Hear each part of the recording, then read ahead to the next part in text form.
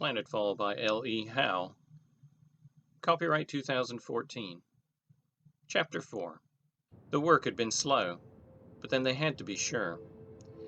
After checks and rechecks, Birch was confident that the heat shield was as secure as it could ever be. He was far less confident that it was as secure as it needed to be. In continued simulations, he had been unable to complete a single successful re-entry. It was just too small a target to get it right.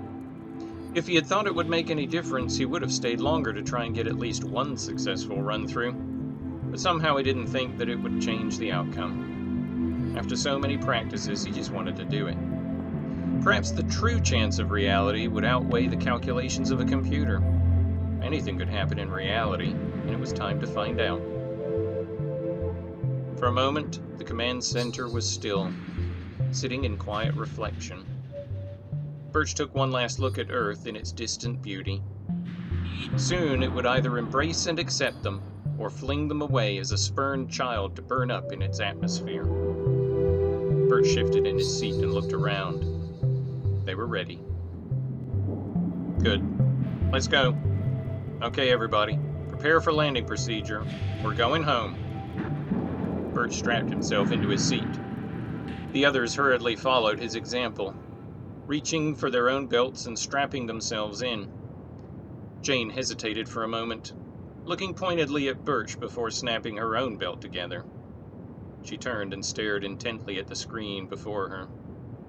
This part of the re-entry process wasn't easy.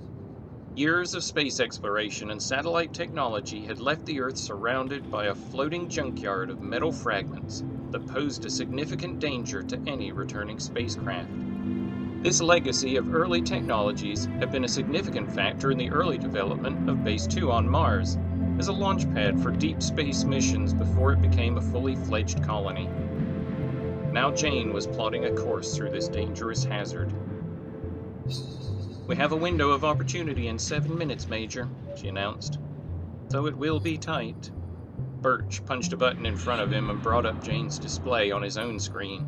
The red course line through the debris confirmed her conclusion. It would be tight. Very tight. But then in his experience, that had always been the case with Earth landings.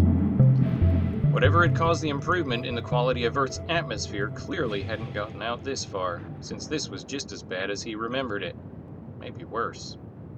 Now he sighed quietly, steeling himself for the task ahead. "Course confirmed," he announced. "Begin command module separation sequence." Carla nodded and began tapping at the keyboard in front of her.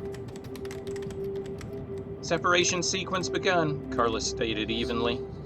"Final separation in 6 seconds. 5, 4, 3... Birch could feel the sweat beading on his forehead. 2, 1... The sound of grinding metal and a sudden lurch to the left announced their separation. Carla confirmed it. "We're free of all moorings. Separation complete." The small ship, freed now from the burden of its fuel cells, arced gracefully under Birch's guidance and came into position, preparing for re-entry. He wiped the sweat from his eyes and glanced at the screen in front of him. 2 minutes. He would have to hold position here until the window opened.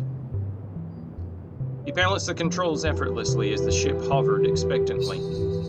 Birch looked hopefully down at his screen again. 1 minute 40. He tried not to think too much. This procedure always depended much more on instinct than thought. Too much thought could get you killed. His mind wasn't cooperating, though. As he tried to empty his mind of all distracting thoughts, images of Earth and his hopes for it crowded in on him. This wasn't a good way to approach an Earth landing. Hope always gives birth to fear, and fear to failure. He had to concentrate. He looked at the screen again, 53 seconds. Glancing at the others, he could see the strain in their faces. Desante smiled nervously at him. Birch scowled and looked down at his screen again. 20 seconds. This wasn't working. He wasn't focused enough. Opening and closing his hands rhythmically, Birch grabbed the control stick and stared unblinkingly at the screen before him. He had to be one with the ship. Instinctive control. He watched the numbers change. 11, 10, concentrate. 9, 8, think. 7, 6. He was ready now. Thoughts of failure or success were gone. All that remained was the task ahead. 2, 1. There it was. Their chance was here.